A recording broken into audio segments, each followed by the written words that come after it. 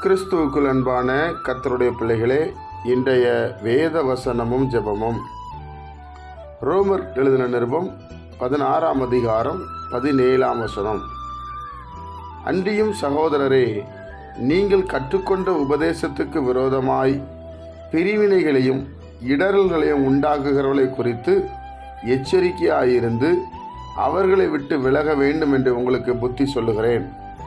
அப்போஸ்தலனாகிய பவுல் ரோம பட்டணத்திற்கு எழுதும்போது இப்படி சொல்லுகிறார்: என் அன்பு கர்த்தருடைய பிள்ளைகளே, நீங்கள் கற்றுக்கொண்ட உபதேசம், நமக்கு ஆண்டவர் சொல்லிக் கொடுத்த உபதேசம், தேவனால் நமக்கு அருளப்பட்ட உபதேசம், ஆண்டவராகிய இயேசு கிறிஸ்துவினுடைய சுவிசேஷத்தை நமக்கு சொன்ன பரிசுத்த ஆவியானுடைய உபதேசம், இதை கற்றுக்கொண்ட நாம் இதுக்கு விரோதமாய் எழும்புகிறதான பிரிவினைகள், இடரல்கள் எது இருந்தாலும் அவங்கள விட்டு விலக வேண்டும் என்று கர்த்தர் சொல்லுகிறார்.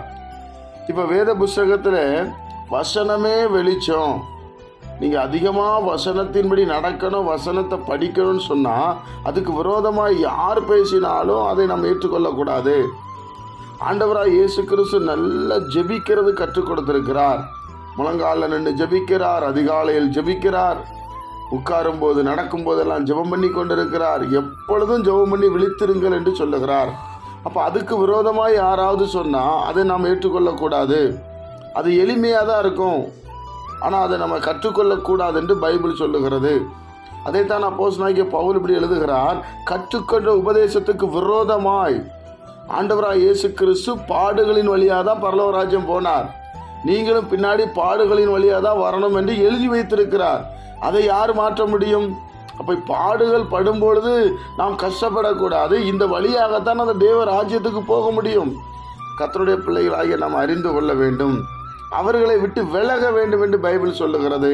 அப்படிப்பட்ட நூதனமான உபதேசம், நூதனமான காரியங்கள், இது செய்ய வேண்டாம், அது செய்ய வேண்டாம், இப்படியெல்லாம் இல்லை, இயேசு இதற்கெல்லாம் மரிச்சிட்டாரு, அப்படி பண்ணிட்டாரு சொல்லக்கூடிய காரியத்தை விலக வேண்டும். இயேசு ஜெயித்து போனார், நம்மளையும் ஜெயிக்கும்படி கர்த்தர் வைத்திருக்கிறார். நாம் இவ்வுலகத்திற்குரியவர்கள் அல்ல, நாம் தேவனுக்குரியவர்கள். பிரியமான அன்பு ஜனமே, அப்போ கற்றுக்கொண்ட உபதேசத்துக்கு விரோதமாய் பிரிவினைகளையும் இடர்களையும் உண்டாக்குகிறவர்களை குறித்து நீங்கள் எச்சரிக்கையாக இருந்து அவர்களை விட்டு விலக வேண்டும் என்று வேதம் நமக்கு அப்படி அழகாய் சொல்லுகிறது. அப்போ தேவனுடைய பிள்ளைகளாகிய நாம் இந்த கற்றுக்கொண்ட உபதேசத்தில் நிலைத்திருக்கணும், ஜெபம் பண்ணணும், வேதத்தை தியானிக்கணும், கர்த்தரை ஆராதிக்கணும். ஜெபிப்போமா? பிதாவே, உம்முடைய குமாரன் இயேசு கிறிஸ்துவின் நாமத்தில் நாங்கள் வருகிறோம்.